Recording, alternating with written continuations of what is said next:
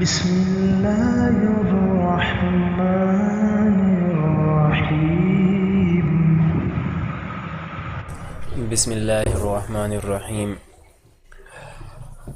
فاعل کے قوانین آج ہم پڑھتے ہیں، اور فاعل کے قوانین بہت اہم ہوتے ہیں کیونکہ یہ ہمیں ہر جملے میں اسی کے ساتھ تعلق پڑتا ہے، واسطہ پڑتا ہے کہ فاعل کیا ہوتا ہے، اور اس کا استعمال سمجھنا بہت ضروری ہوتا ہے۔ قرآن پاک کی تقریباً ہر سطر کے اندر ہمیں فاعل مل جاتا ہے، اس لیے کہ جتنی بھی عربی گرامر ہے وہ 3 چیزوں پہ مشتمل ہے۔ ایک حرف ہوتے ہیں، دوسرا فعل، اور تیسرا اسم۔ تو فعل بھی بہت زیادہ استعمال میں آ گیا ہے، اسم بھی آ گیا اور حرف بھی آ گیا، کیونکہ انہیں 3 چیزوں پر مشتمل ہے گرامر۔ تو جہاں بھی فعل آیا کرتا ہے تو اس کے ساتھ فاعل ضرور آتا ہے، اور فاعل جو ہوتا ہے وہ اسم ہوتا ہے۔ تو جہاں جہاں فعل آتا ہے تو وہاں وہاں ساتھ میں اس کا کوئی نہ کوئی فاعل بھی آتا ہے۔ تو قرآن پاک میں اگر ہم دیکھیں تو ہمیں ہر لائن میں، بلکہ ایک ایک لائن میں کئی مرتبہ اس سے تعلق پڑتا ہے، جیسے والذین کفروا، کفروا کفر کیا، یہ فعل ہے، اس کا فاعل کیا ہے؟ کذبوا فعل ہے، فاعل کیا ہے؟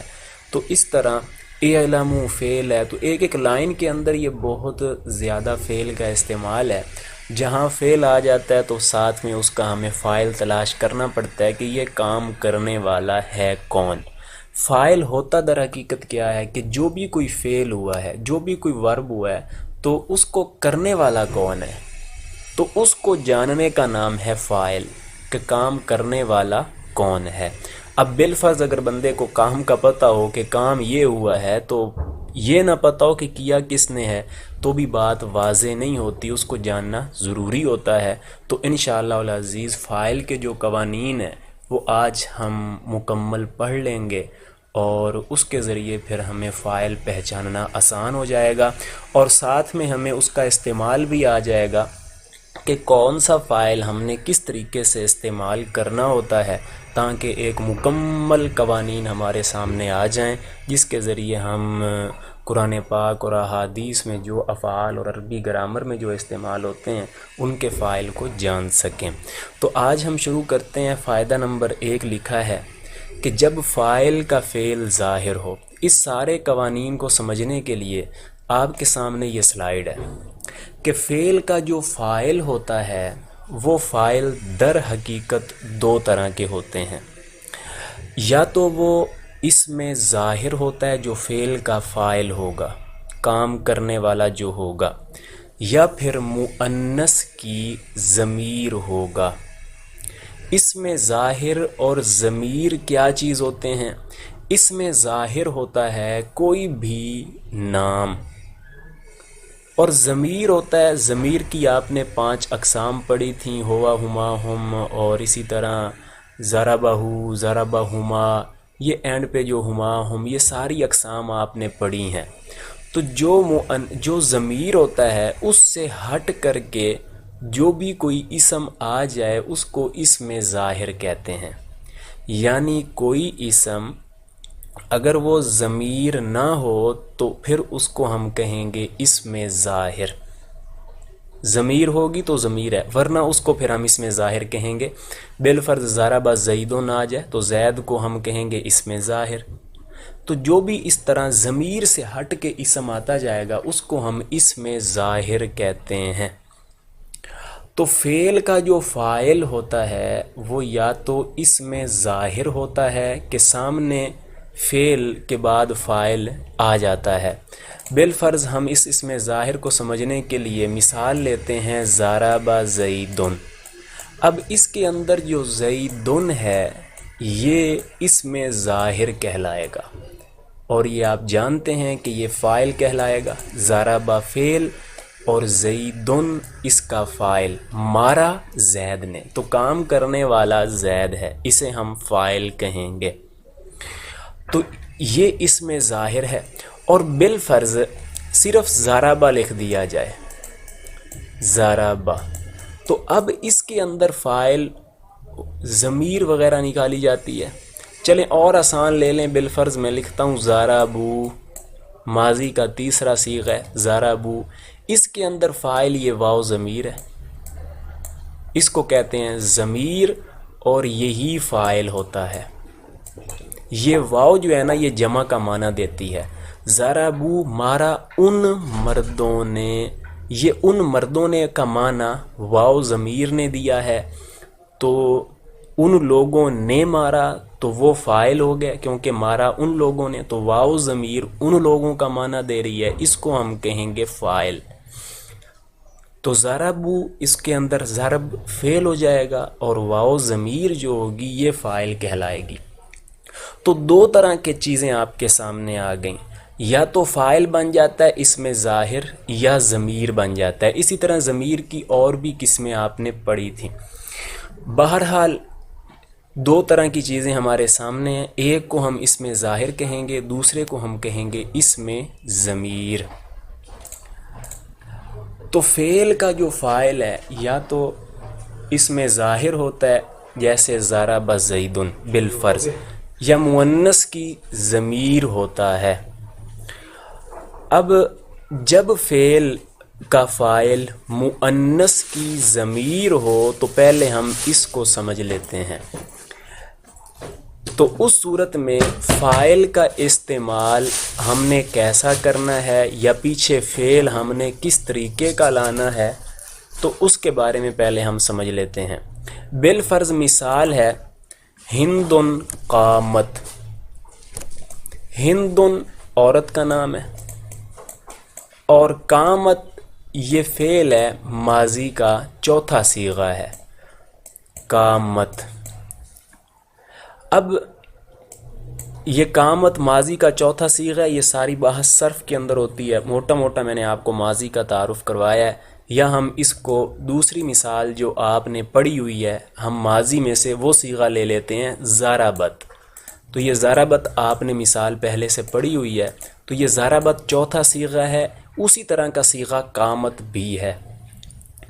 تو اب اس کے اندر ہم ترکیب کریں گے تو ہم کہیں گے کہ ہندن مبتدا ہے، کیونکہ اسم ہے، اسم سے جملے کی ابتدا ہو رہی ہے، اور قامت جو ہے یا ضربت ہم کہیں گے ضربت فعل ہے، اور اس کا جو فاعل ہے وہ ہے یا ضمیر ہے، اس کا فاعل ہے یا ضمیر ہے۔ اب ہے یا ضمیر مؤنث کے لیے ہے، مذکر کے لیے ہوا استعمال ہوتا ہے، یہ ضمیر مؤنث کی ہے۔ تو اب اس فعل کا جو فاعل ہے وہ ہے یا ضمیر ہے، اور ہے یا ضمیر مؤنث کی ہے، تو اس لیے ہم پیچھے فعل بھی ضربت یا قامت مؤنث والا لے کے آئے ہیں، کیونکہ ضمیر مؤنث ہے۔ دوسرے لفظوں میں ہم اپنے سادہ لفظوں میں اپنی زبان کے حوالے سے یوں سمجھ لیں کہ جب بات عورت کی ہوتی ہے نا، بالفرض وہ عورت آئی، وہ عورت آئی، ہم یہ تو نہیں کہتے وہ عورت آیا۔ اب آیا آنا یہ ایک فعل ہے، تو اس کے لیے جو پیچھے فاعل ہے عورت، عورت آئی ہم مؤنث کر دیتے ہیں آنے کو آئی، اور مرد آیا اس کے لیے ہم فعل مذکر کر دیتے ہیں۔ فاعل عورت ہے، عورت، فعل تھا آنا بالفرض، تو عورت آئی ہم اس کو مؤنث میں لے کے چلے جاتے ہیں، یہ فعل ہے ہم نے مؤنث کیا کیونکہ فاعل مؤنث ہے۔ تو اسی طرح عربی کے اندر بھی ہوتا ہے کہ جب فاعل مؤنث ہوتا ہے یا مؤنث کی ضمیر ہوتا ہے تو پھر پیچھے فعل بھی مؤنث لے کے آئیں گے، اگر یہ مذکر ہو تو پھر فعل پیچھے سے مذکر آتا ہے۔ اب ہے یا ضمیر عورت کی طرف لوٹتی ہے تو فعل بھی مؤنث آ جائے گا۔ تو یہ پہلا قاعدہ آ گیا کہ جب فعل کا فاعل مؤنث کی ضمیر ہو فعل مؤنث ہوگا۔ اس کی مثال آپ نوٹ کر لیں، ہندن قامت یہ کتاب کے اندر استعمال ہوئی ہے، اس لیے میں نے ہندن قامت کی مثال بھی دے دی۔ دوسری جو آپ کے لیے آسان ہے ہندن ضربت، ضربت سے میں نے آپ کو ماضی سمجھائی ہے۔ اور فعل کا فاعل اگر اس میں ظاہر ہو، پھر اس کے اندر مزید تین طرح کی کیٹیگریز بنتی ہیں کہ وہ اس میں ظاہر کس طریقے کا آتا ہے۔ اگر بالفرض وہ مؤنث حقیقی ہو، اس میں ظاہر مؤنث حقیقی ہو، پھر اس کے اندر دو قسمیں اور ہیں۔ مؤنث حقیقی آپ لوگوں نے پڑھا تھا کہ مؤنث حقیقی وہ ہوتا ہے جس کے مقابلے میں جاندار مذکر ہو، یا ہم یوں کہہ لیں مؤنث حقیقی وہ ہوتا ہے جو جاندار مؤنث ہو لیکن ہو جاندار، جانوروں میں سے ہو جائے، مرد عورت ہو جائے، لیکن مؤنث ہونا چاہیے، عورت مؤنث حقیقی ہے۔ تو یہ ہے مؤنث حقیقی۔ پھر اس کے اندر مزید دو قسمیں ہیں کہ جب اس میں ظاہر مؤنث حقیقی ہو، بالفرض میں مثال لکھتا ہوں، اسی مثال کا الٹ کر لیتے ہیں۔ قامت ہندن، قامت ہندن، یا کہہ لیں ضربت ہندن۔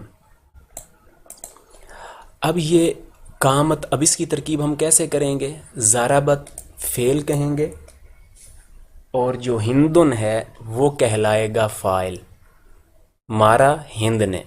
قامت فعل ہے اور ہندن جو ہے اس کا فاعل ہے۔ اب یہاں پہ آپ دیکھیں کہ ہندن جو ہے یہ فاعل ہے اور یہ مؤنث حقیقی ہے، کیوں؟ عورت ہے تو مؤنث حقیقی ہے۔ اور اسی طرح دوسری مثال لے لیں، قرأ الیوم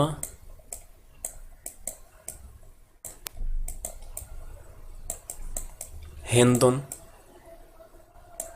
اب اس میں جو قرأ کا فاعل ہے وہ ہند ہے، قرأ کا فاعل ہے ہندن۔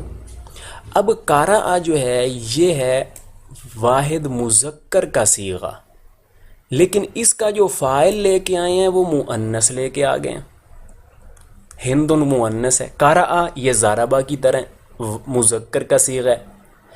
اب اس قرأ الیوم ہندن میں ایک اور صورت بھی جائز ہے، یہ وجہ ابھی آپ سمجھ لیتے ہیں۔ بالفرض میں اس کا چوتھا صیغہ لے کے آ جاتا ہوں، مؤنث والا، قرأت الیوم ہندن۔ اب یہ ہندن فاعل ہے قرأت کا، آپ کہیں گے کہ ہاں قرأت کا فاعل ہندن تو بن سکتا ہے، اس لیے کہ قرأت فعل مؤنث کا ہے اور ہندن بھی مؤنث ہے، اور ادھر بھی بات ٹھیک ہو گئی، قامت ہندن، ضربت ہندن، وہ بھی ٹھیک ہے۔ لیکن یہاں پہ دو صورتیں بن گئی ہیں۔ یہاں ہمیں یہ پتہ چلتا ہے کہ ہندن جب مؤنث حقیقی فعل ہو تو اس کا جو فاعل جب مؤنث حقیقی ہو تو فعل ہم مذکر بھی استعمال کر سکتے ہیں اور مؤنث بھی استعمال کر سکتے ہیں، تو بالکل بات ایسے ہے۔ تو اس کے لیے آپ قاعدہ یہ نوٹ کریں کہ جب فاعل مؤنث حقیقی ہو، فرق کیا آیا ہے کہ اس کے فعل اور فاعل کے درمیان جو ہے کوئی فاصلہ نہیں ہے، قامت کے بعد فوراً فاعل آ گیا، تو اس میں ہم ہر حال میں فعل مؤنث ہی لائیں گے۔ لیکن اگر فعل کا فاعل مؤنث حقیقی ہو، فعل اور فاعل کے درمیان فاصلہ آ جائے، جیسے الیوم کا فاصلہ آ گیا، تو اس وقت فعل مذکر بھی لا سکتے ہیں اور مؤنث بھی لا سکتے ہیں، دونوں استعمال کیے جا سکتے ہیں۔ تو دیکھیے اس کی مثال، ادھر اس کو سمجھیے کہ جب اس میں ظاہر مؤنث حقیقی ہو، فعل اور فاعل کے درمیان فاصلہ نہیں ہوگا، جیسے قامت ہندن، تو فعل مؤنث ہی آئے گا۔ لیکن اگر فعل اور فاعل میں فاصلہ ہو، جیسے قرأ الیوم ہندن یا قرأت الیوم ہندن، تو فعل مذکر اور مؤنث دونوں لا سکتے ہیں۔ اب دوسری طرف آ جائیے کہ جب اس میں ظاہر ہو لیکن مؤنث غیر حقیقی ہو. غیر حقیقی کس کو کہتے ہیں؟ کہ جو جاندار مؤنث نہیں ہوتا، بے جان چیز ہوتی ہے، اس کو ہم مؤنث استعمال کرتے ہیں، تو وہ کہلاتا ہے مؤنث غیر حقیقی. جب فعل کا فاعل مؤنث غیر حقیقی ہو تو اس صورت میں بھی فعل مذکر اور مؤنث دونوں لا سکتے ہیں. اس کی مثال بالفرض ہم مثال لکھ لیتے ہیں اس کی. جو الشمس کا لفظ ہے یہ مؤنث غیر حقیقی ہے.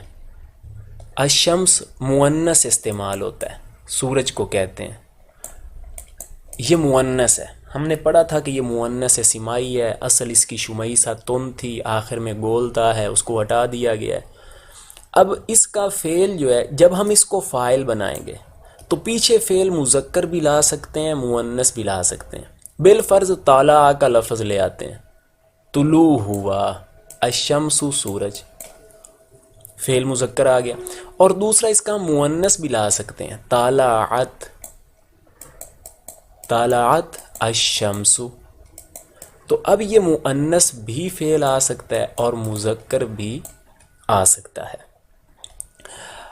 ایک اور چھوٹی سی بات یہ سمجھ لیں کہ یہ جو طالعت ہے اس کی تا اصل میں ساکن ہے، تا اصل میں ساکن ہے، لیکن آپ اس کو جوڑنے کے لیے تا کے نیچے زیر دے دیں گے تو طالعت الشمس لفظ ہو جائے گا. کتاب کے اندر تا کے نیچے زیر آئے گی، اصل میں یہ واحد مؤنث غائب کا ہی صیغہ ہے. آپ اس کو واحد مؤنث حاضر کا صیغہ نہ سمجھیں. اگر نیچے زیر آ بھی گئی ہے تو یہ محض اگلے کے ساتھ جوڑنے کے لیے ہے، ورنہ کیا ہوتا؟ طالعت الشمس، لفظ جڑتے نہیں، تو جوڑنے کے لیے طالعت الشمس یوں کر دیا. تو جب فاعل غیر حقیقی ہو، مؤنث غیر حقیقی ہو، تو پھر فعل مذکر بھی آ سکتا ہے، مؤنث بھی آ سکتا ہے. اور جب جمع مکسر ہو، جمع مکسر آپ نے پڑھا تھا کہ جب ہم جمع بناتے ہیں تو واحد ٹوٹ جاتا ہے. جیسے اس کی مثال آپ نے پڑھی تھی رجل. رجل کی اگر ہم جمع بنائیں تو اس کی جمع آتی ہے رجال.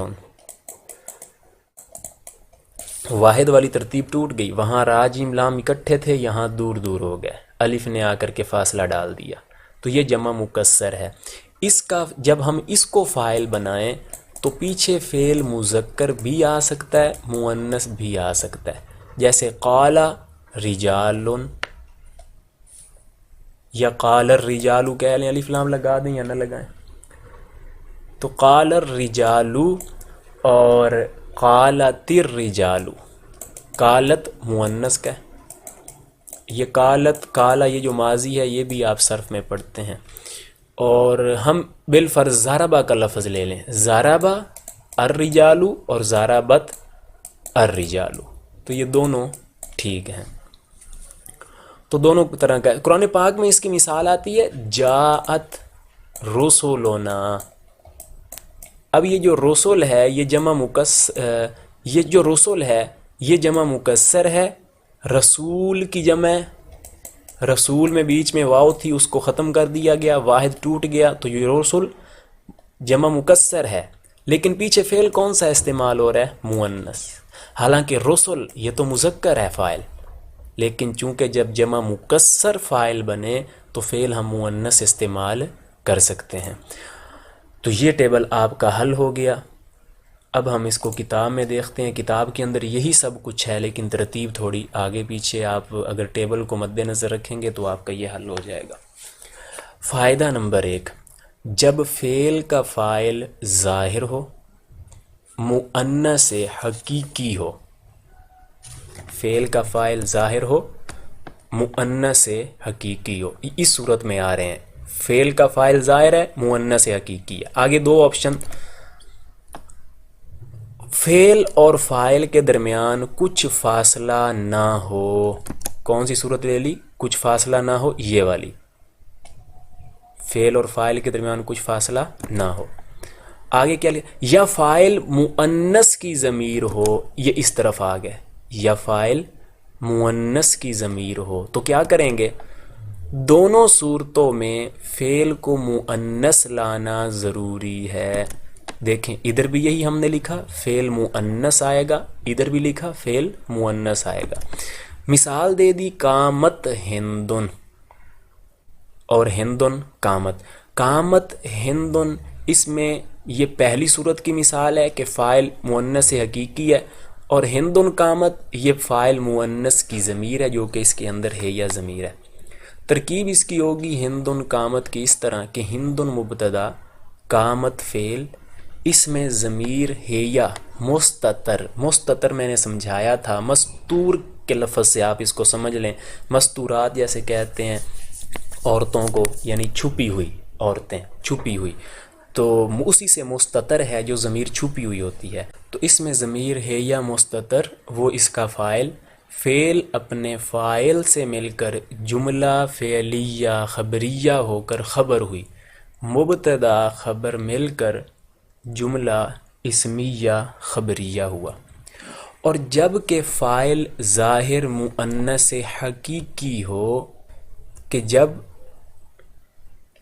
فعل کا فاعل مؤنث حقیقی ہو اور کیا ہو، فعل اور فاعل کے درمیان کچھ فاصلہ ہو. یہ صورت لے لی کہ فعل اور فاعل کے درمیان کچھ فاصلہ ہو. اور اسی طرح پھر جمع مؤنث غیر حقیقی اور جمع مکسر، ان تینوں کے لیے یہ ہے کہ دونوں طرح کا فعل آ سکتا ہے. یا فاعل ظاہر مؤنث غیر حقیقی ہو یا فاعل ظاہر جمع مکسر ہو، تو ان تینوں صورتوں میں فعل مؤنث بھی آ سکتا ہے اور مذکر بھی. جیسے قارأ الیوم ہندن، قارأت الیوم ہندن، طلع الشمس اور طلعت الشمس یہ غیر حقیقی کی مثال. قال الرجال اور قالت الرجال. یہ یہاں تک قواعد پورے ہوئے. اب اس سے اگلا فاعل کا قاعدہ وہ یہ ہے کہ جب فعل کا فاعل ظاہر ہو تو فعل ہمیشہ واحد کا صیغہ لایا جائے گا. اگلی بات سمجھیں جی، کہ جب فعل کا فاعل ظاہر ہو، جیسے ضرب رجل. اب رجل فاعل ہے، تو اس صورت میں فعل واحد ہی آئے گا. اب رجل بھی واحد ہے تو فعل بھی واحد آئے گا. اب رجل کا ہم تثنیہ بنا لیتے ہیں رجلانی، تو بھی فعل ضرب واحد ہی آئے گا. اور اگر ہم اس کا جمع بنا لیں رجال، تو بھی فعل واحد ہی آئے گا، تو بھی فعل واحد ہی آئے گا. تو یہ پہلا لکھتے ہیں قاعدہ کہ جب فعل کا فاعل ظاہر ہو تو ہمیشہ فعل واحد کا صیغہ لایا جائے گا. جیسے ضرب الرجل، ضرب الرجلان، ضرب الرجال. یعنی فعل واحد تثنیہ جو بھی آ جائے لیکن فاعل اس میں ظاہر بن رہا ہو تو فعل واحد ہی لائیں گے. اور جب فاعل ظاہر نہ ہو تو فاعل واحد کے لیے فعل واحد. اب بالفرض ہم اسی مثال کو الٹ کر لیں، رجل ضرب. اب ہم اس کو الٹ کر لیتے ہیں. پہلے فاعل تھا رجل، اب رجل فاعل نہیں ہے، ہم کہتے ہیں الرجل ضرب. تو اب ضرب واحد کا صیغہ آئے گا، اور الرجلان ضربا اب یہ تثنیہ کا صیغہ آئے گا، اور الرجال ضربوا اب صیغہ جمع کا آئے گا. یہ کیوں فرق آیا؟ یہ فرق اس لیے آیا کہ اب فاعل بنے گی ضمیر، اور ضمیر لوٹا کرتی ہے پیچھے. تو پیچھے الرجل جو ہے وہ واحد ہے جو ضمیر کا مرجع ہے. تو اس لیے ہم ایسا فعل لائیں گے جس کے اندر صرف ہوا کی ضمیر ہو. تو وہ ہمارے پاس ضربہ تھا تو ہوا کی ضمیر آئے گی کیونکہ اس نے الرجل کی طرف لوٹنا تھا، وہ واحد ہے. اور الرجلان ضربا اس میں ہم تثنیہ کا صیغہ لے آئے، اس میں الف ضمیر ہے، مارا دو مردوں نے. تو اب یہاں پہ ہم تثنیہ لے کے آئے، کیونکہ ضمیر لوٹنی تھی پیچھے جو کہ تثنیہ کھڑا ہے، تو فعل بھی ہم نے وہ لانا تھا جس میں ضمیر تثنیہ کی ہو، تو اس لیے ضربا لائے۔ الرجال ضربو، اس میں ہم جمع کا صیغہ لائے کیونکہ واو ضمیر نے لوٹنا تھا الرجال کی طرف جو کہ جمع ہے، تو فعل وہ لانا تھا جس میں فاعل بھی جمع کا ہو۔ اگلی بات آپ کے ذہن میں یہ آئی ہوگی کہ میں نے راجلون کی بجائے الرجل کیوں کر دیا، یہ الف لام میں نے کیوں لگا دیا اور تنوین ہٹا دی میں نے؟ اس لیے کہ اس صورت میں یہ رجلن رجلانی جو ہیں یہ مبتدا بنیں گے، اور مبتدا کے لیے آپ نے قاعدہ پڑھا ہے کہ مبتدا معرفہ ہوتا ہے، تو اس لیے الرجل میں نے کیا تاکہ یہ مبتدا اس کا بننا ٹھیک ہو جائے۔ اب ترکیب کیا ہوگی؟ الرجل مبتدا بنے گا اور ضرب فعل اور ہوا ضمیر فاعل، فعل فاعل مل کر جملہ فعلیہ ہو کر کے وہ خبر بن جائے گا۔ کتاب کے اندر آپ کے دوسری مثال آ جائے گی، الخادم ذہب، اور الخادمانی اگر ہو تو پھر ذہبا آئے گا، خادمون ہو، خادمون جمع ہے تو پھر جو ہے آگے ذہبو آ جائے گا۔ تو لکھتے ہیں کہ جب فاعل ظاہر نہ ہو بلکہ ضمیر ہو تو فاعل واحد کے لیے فعل واحد، اور فاعل تثنیہ کے لیے فعل تثنیہ، اور فاعل جمع کے لیے فعل جمع لایا جائے گا، جیسے الخادم ذہبا، الخادمانی ذہبا، الخادمون ذہبو۔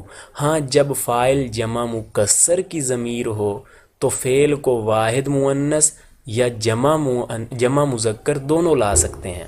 جب فاعل جمع مکسر کی ضمیر ہو، جیسے الرجال قاموا اور الرجال قامت، یہ مثال لکھی ہے کہ قاموا کی ضمیر لوٹنی تھی الرجال کی طرف، تو وہ ہم جمع بھی لا سکتے ہیں اور وہ ہم مؤنث بھی لا سکتے ہیں،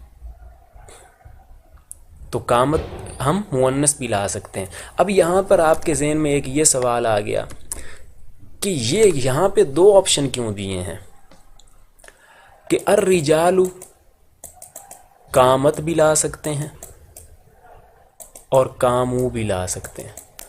قاموا تو آپ کو سمجھ آ گیا، یا ضربوا لکھ لیں جو آپ نے فعل پڑھا ہوا ہے، مرد کھڑے ہوئے۔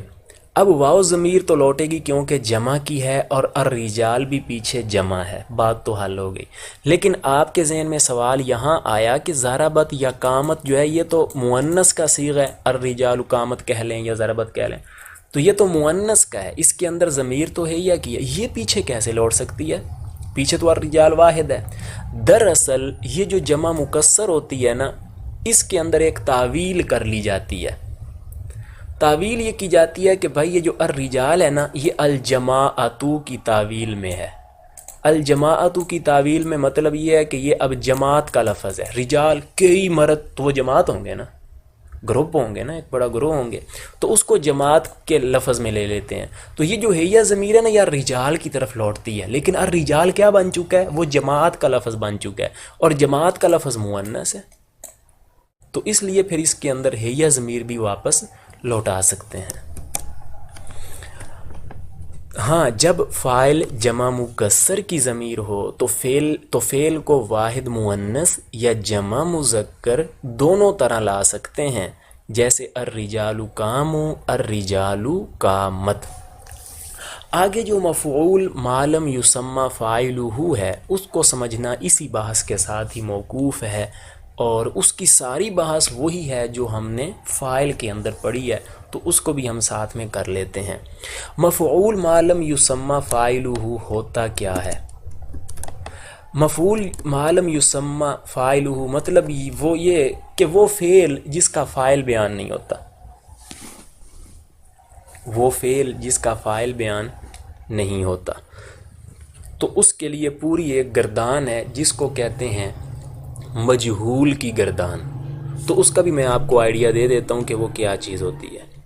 بالفرض یہ ضربا، ضربا، ضربو، یہ مثال، یہ گردان آپ نے پڑھی تھی یہ کہلاتی ہے ماضی معلوم کی گردان۔ ماضی معلوم یعنی وہ ماضی جس کا فاعل معلوم ہے۔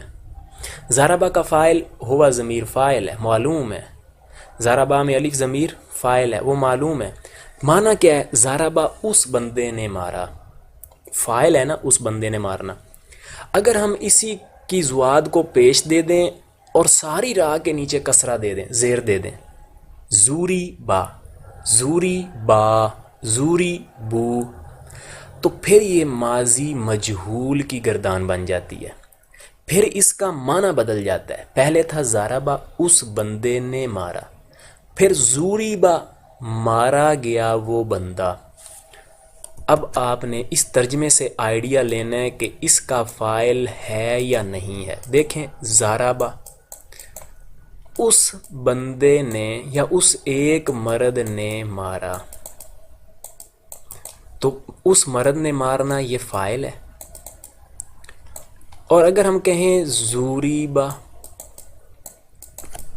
مارا گیا اس بندے کو، اب اس بندے کو مارا گیا، میں نے بتایا تھا کو جو ہے نا وہ مفعول کے ترجمے کے اینڈ پہ آتا ہے، تو وہ زوریبا مارا گیا اس بندے کو، تو یہ جو اس کے اندر ہوا ضمیر نکل رہی ہے نا وہ فاعل نہیں بنتی، وہ فاعل نہیں بنتی۔ اوپر تو ہے اس بندے نے مارا، اب ہے مارا گیا اس بندے کو، یہ تو مفعول بن رہا ہے، فاعل تو نہیں ہے۔ اس کو آپ ایک اور مثال سے سمجھیں۔ ضربہ، میں مثال لکھتا ہوں، ضربہ زیدن بکرن، مارا زید نے بکر کو، مفعول کے ترجمے کے اینڈ پہ کو آتا ہے، مارا زید نے بکر کو۔ اب میں اس کو ماضی مجہول کی طرف لے کے جاتا ہوں۔ ماضی مجہول، مجہول کا مطلب ہوتا ہے جہالت کا لفظ آپ نے سنا ہوگا، جاہل ہونا، جہالت پن، ناشنا ہونا، اسی جہالت کے لفظ سے ہے مجہول کا لفظ۔ مجہول، مجہول کا مطلب ہے جس کا فاعل پتہ نہیں ہے کون ہے، تو یہ ہے ماضی مجہول کا مطلب۔ اب میں کہتا ہوں ضربہ کی جگہ میں لگا دیتا ہوں زوریبا۔ اب دیکھیے، اوپر تھا مارا زید نے بکر کو، بکر مفعول تھا۔ اب ترجمہ ہوگا زوریبا بکرون بالفرض میں لگاتا ہوں۔ اب اس کا ترجمہ زوریبا کا معنی ہوگا مارا گیا، ماضی مجہول کا ترجمہ اسی طریقے سے ہوتا ہے، مارا گیا۔ بکر کا معنی بکر کو، مارا گیا بکر کو۔ اب آپ دیکھیے کہ یہ بکر جس کو ہم نے رفع دے دیا ہے، یہ دراصل اوپر مفعول تھا۔ دیکھیے اوپر ہے زید نے مارا بکر کو، وہاں بکر کو مار پڑ رہی ہے، زید مارنے والا ہے، اور یہاں پہ زوریبا بکرون مارا گیا بکر کو۔ اب آپ دیکھیں دونوں جملوں کا معنی ایک ہے، اوپر بھی بکر کو مار پڑی، نیچے والے جملے میں بھی بکر کو مار پڑی۔ زید نے مارا بکر کو، ادھر ہے بکر کو مارا گیا، مار ادھر بھی بکر کو پڑی۔ ہاں اتنا ہے کہ اوپر مارنے والے کا نام بھی تھا، نیچے والے کے جملے کے اندر مارنے والے کا نام نہیں ہے۔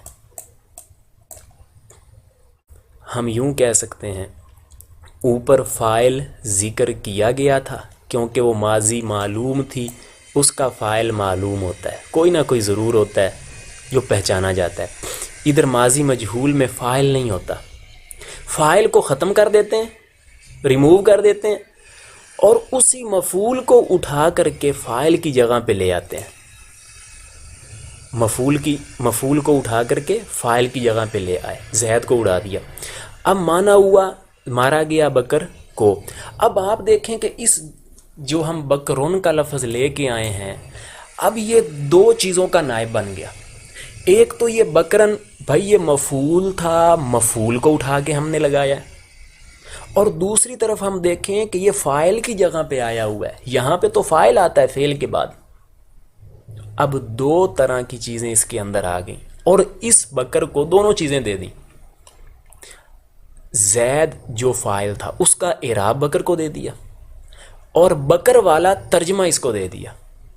اعراب فاعل والا دے دیا اور مفعول والا ترجمہ دے دیا. دونوں گھر خوش کیے کیونکہ بکر فاعل کی جگہ پہ تھا، کیونکہ فعل کے بعد فاعل آتا ہے تو فاعل والا اعراب دے دیا کیونکہ فاعل لا نہیں سکتے، اور بکرن والا اوپر جو مفعول تھا اس کا ترجمہ اس کو دے دیا. مارا گیا بکر کو، اس کو کہا جاتا ہے کہ وہ فعل ہے جس کا فاعل ذکر نہیں کیا گیا. اس کو پھر کہہ دیتے ہیں کہ بھائی یہ فاعل کی جگہ پہ آیا ہے، فاعل کا نائب، اس کو کہیں گے نائب فاعل. تو بکرن نائب فاعل ہے. ضُرِبَ بکرن، بکرن نائب فاعل ہے. ضُرِبَ فعل مجہول، بکرن نائب فاعل. اب ماضی مجہول کے اندر جو ہم گردان کے اندر جو ہے نکالتے ہیں ضمیریں، ضربہ کے اندر تو ہوا ضمیر آپ پڑھ چکے ہیں، فاعل کہیں گے. ضربہ میں الف ضمیر کو فاعل کہیں گے، لیکن ماضی مجہول کے اندر ہم اس کو نائب فاعل کہیں گے. ضُرِبَ فعل، ہوا ضمیر، نائب فاعل. ضربہ فعل اور الف ضمیر، ضُرِبَ فعل الف ضمیر نائب فاعل. اب اس نائب فاعل کے وہی تمام تر قوانین ہیں جو کہ فاعل کے ہیں، وہ تمام کے تمام قوانین اس کے اوپر فٹ ہو جائیں گے. بس اب آپ فاعل کی جگہ نائب فاعل کا لفظ چڑھا دیں گے. صرف یہاں پہ نائب فاعل لکھنا ہے آپ نے. جہاں جہاں فاعل کا لفظ ہے وہاں وہاں آپ نائب فاعل لکھ دیں. جیسے یہاں پہ ہے نائب فاعل کے درمیان فاصلہ نہ ہو، فعل اور نائب فاعل میں فاصلہ ہو. اب آپ دیکھیے کہ ساری کی ساری کتاب کے اندر انہوں نے مثالیں ذکر کر دی ہیں، مزید وضاحت نہیں کی. مفعول ما لم یسمى فاعلہ، وہ مفعول ہے جس کی طرف فعل مجہول کی نسبت ہو. فعل مجہول کی اس کی طرف نسبت کی گئی ہے. ضُرِبَ مارا گیا زید بکرون، بکر کو فعل مجہول کی اس کی طرف نسبت ہوئی، اور فاعل کو حذف کر کے بجائے اس کے مفعول کو ذکر کر دیں. فعل کی بجائے مفعول کو ذکر کر دیں. جیسے ضُرِبَ زیدن ہے، میں نے آپ کو ضُرِبَ بکرن کی مثال دے دی. اور فعل کے مذکر اور مؤنث واحد تثنیہ جمع لانے میں مثل فاعل کے ہے. جو قوانین وہاں ہیں وہی قوانین یہاں آئیں گے. جیسے ضُرِبَت ہندن، پہلے آپ نے ضربت ہندن پڑھ لیا، یا قامت ہندن کے اوپر جو مثال تھی وہ ادھر آ جائے گی. ہندن ضُرِبت یا ہندن قامت جو اوپر پڑھا تھا آپ نے وہ ماضی معلوم تھی، یہ مجہول ہے. اسی طرح ضُرِبَ الیوم ہندن، یہ ہندن مؤنث حقیقی ہے، فعل اور نائب فاعل کے بیچ فاصلہ آ گیا. دونوں طرح کے فعل لا سکتے ہیں، ضُرِبَ الیوم ہندن اور ضُرِبَت الیوم ہندن. اور رؤی الشمس، رؤیا جو ہے، یا آپ طولیہ کا لفظ لے لیں وہ زیادہ آسان ہے. طلوع ہوا، رؤیا کا معنی ہے دیکھا گیا سورج کو. رؤیت الشمس، سورج کو دیکھا گیا. تو رؤیا مذکر ہے طولیہ کی طرح، اور رؤیت مؤنث ہے. تو یہ الشمس مؤنث غیر حقیقی فاعل ہے، نائب فاعل ہے. اور ضُرِبَ الرِّجَالُ، یہ جمع مکسر والے قوانین یہاں لگا دیں. جمع مکسر نائب فاعل بنا ہے، فعل مذکر بھی آ سکتا ہے، مؤنث بھی. اور ضُرِبَ الرَّجُلُ، جب فاعل اس میں ظاہر ہو، واحد ہو، فعل واحد، تثنیہ ہو، نائب فاعل تثنیہ ہو تو بھی فعل واحد. ضُرِبَ الرِّجَالُ نائب فاعل جمع مکسر ہو تو بھی فعل واحد. اور الخادم طُلِبَ، جب نائب فاعل فعل کی ضمیر ہو تو پھر واحد نائب فاعل کے لیے فعل واحد. طُلِبَ تثنیہ نائب فاعل کے لیے تثنیہ. طُلِبُوا الخادمون، طُلِبُوا جمع کے لیے جمع. الرجال ضُرِبُوا اور الرجال ضُرِبَت. جب جمع مکسر کی ضمیر ہو، یعنی جو ضمیر جمع مکسر کی طرف لوٹ رہی ہے، تو دونوں طرح کے فعل لا سکتے ہیں. تمام تر وہی قوانین ہیں. فعل مجہول کو فعل ما لم یسمى فاعلہ کہتے ہیں.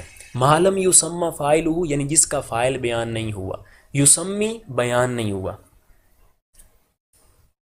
بیان نہیں ہوا، یعنی ایسا فعل جس کے فاعل کا نام معلوم نہ ہو وہ کہلاتا ہے نائب فاعل۔ تو یہ تمام تر فاعل اور نائب فاعل کے قوانین ہیں جو کہ ہمیں قرآن پاک کو سمجھنے کے لیے یا عربی جملوں کو سمجھنے کے لیے ہر جملے میں ضرورت پڑتی ہے، اور اس لیے یہ آپ کے سامنے سارے قوانین ہو چکے ہیں۔ انشاءاللہ العزیز آپ کو اس سے بہت فائدہ حاصل ہوگا۔ رب زدنی